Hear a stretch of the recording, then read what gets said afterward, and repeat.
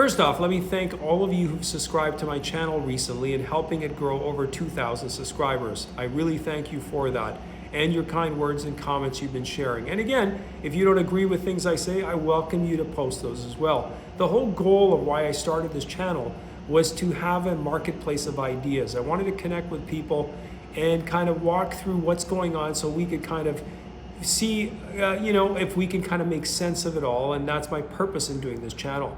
Anyway, I've been thinking a lot about wokeism and while I've been away, and I just seeing its kind of manifestation of it in different places.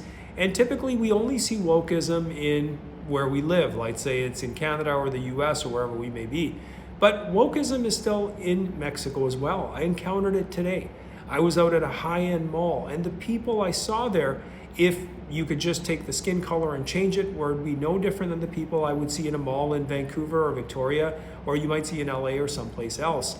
These are, generally they are affluent people. These are people who are looking for accolades. They're looking for something to find value in their life because their life has so much abundance, so much opulence. They just have so much that that they should be grateful for, that they're ungrateful for, that these are people that are purposeless. They don't have a purpose in life. There is no struggle for them anymore. There's no hardship. So they have to find something. This is that micro-aggression thing, or anything that they can find as a cause, because within them there is no struggle.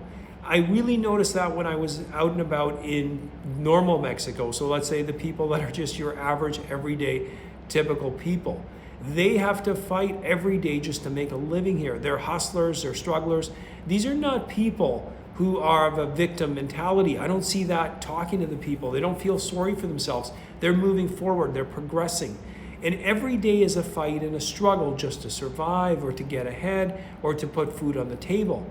When you're living like that, there's very little time for navel gazing. There's very little time to focus on, look at me, look how great I am. There is none of that because your purpose is survival. Its purpose is putting food on the table.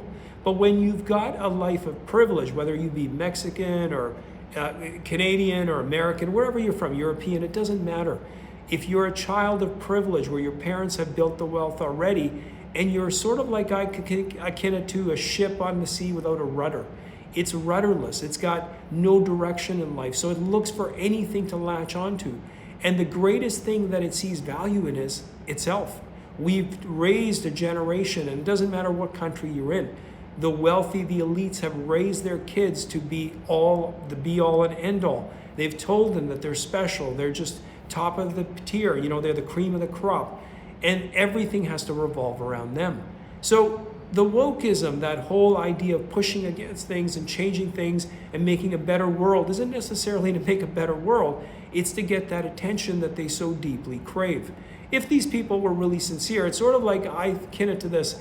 If you're a philanthropist and you're giving money away, really true philanthropy or true value in what you're doing is not to have buildings named after you or funds or scholarship. Have them anonymous. What do you need that accolade for? Truly, if you're in it for other people and you're in it for just helping society, why do you need your name to be put out there?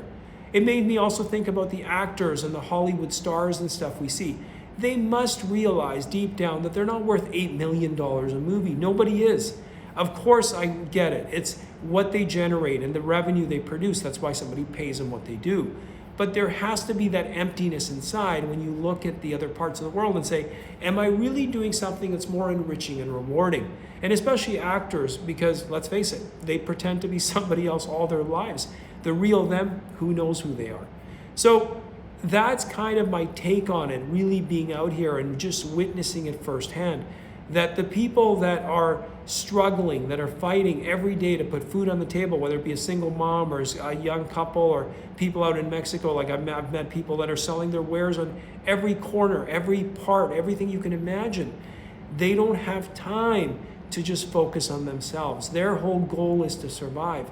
And the people that have got nothing but time, nothing but privilege, it's not about anything else they're looking to do. They're not trying to make the world a better place. They just need the world to pay attention to them because they're screaming, I don't have any value. I need somebody to make me feel valuable. And I do this by championing causes that I really don't believe in, that I'm just seeking attention for. Anyway, those are my thoughts.